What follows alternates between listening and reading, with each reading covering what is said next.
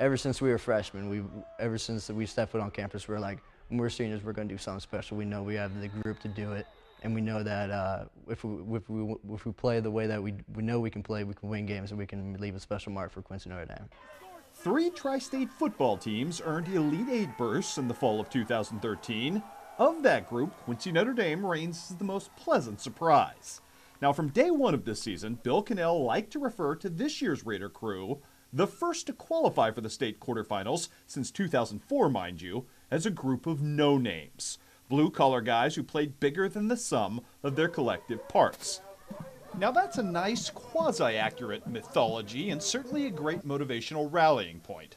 But let's not gloss over the fact that the Raiders had some guys on this team who could just flat out play, including a returning concentration of wide receivers and defensive backs that were as gifted as any we've seen come through 10th and Jackson.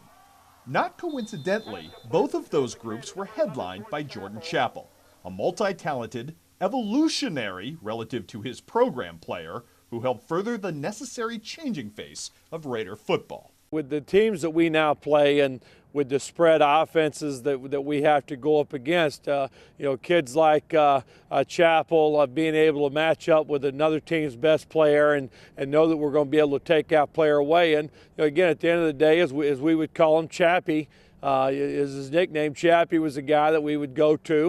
And it's that very phrase, the guy that we would go to, that encapsulates the very essence of what we've come to look for in a Player of the Year.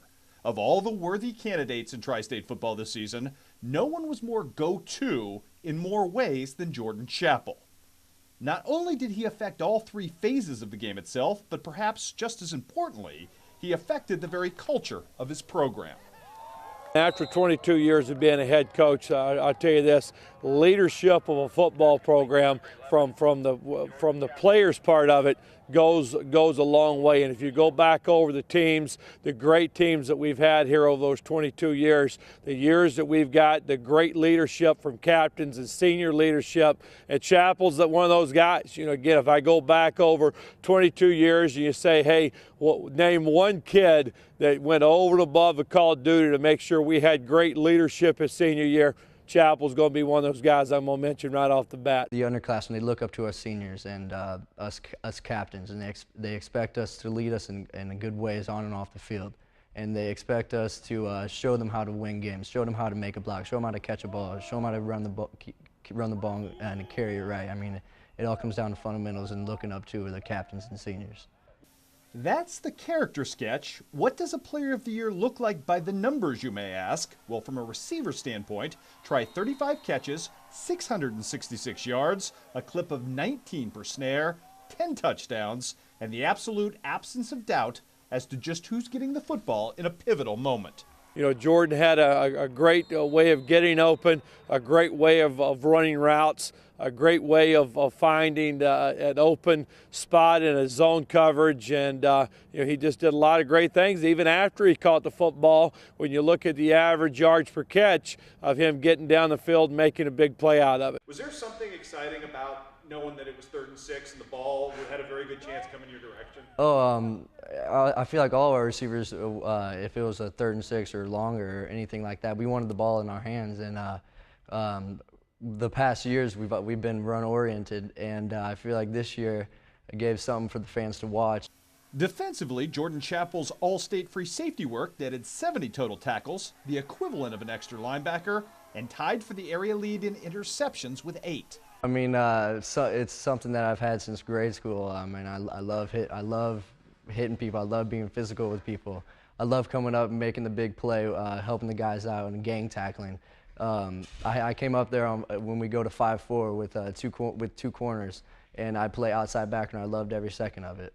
And in special teams, Jordan added 27 yards per kick return and 13 yards per punt return to the mix, including 4 touchdowns over the last 2 years. Amazing across-the-board production in all phases of the game for a guy who may well have played his last football game, but who has certainly left an indelible mark on the Raider program. I feel like my calling ever since I was a kid is baseball. I mean, my dad played baseball and hockey at Division I level. I mean, it's just something that I've grown up playing, and I love the game of baseball. I'm expecting to play on the next level. Smart football player, a quick football player, a football player that could play on offense, defense, special teams, great quickness, him being able to see the entire field, whether he was running back a punt or a kickoff, or him seeing the entire field, playing free safety for us. And he was a kid that matured on and off the field, a great leader. I can't say enough in his leadership skills this year as a captain of our football team, and also the leadership of our young players. He was also a guy that, as talented as he was willing to sit down with a freshman or talk with a freshman, work with an 8th grader. He's a special young man on and off the field, and for him to receive this award for himself and for our football program goes an extra mile.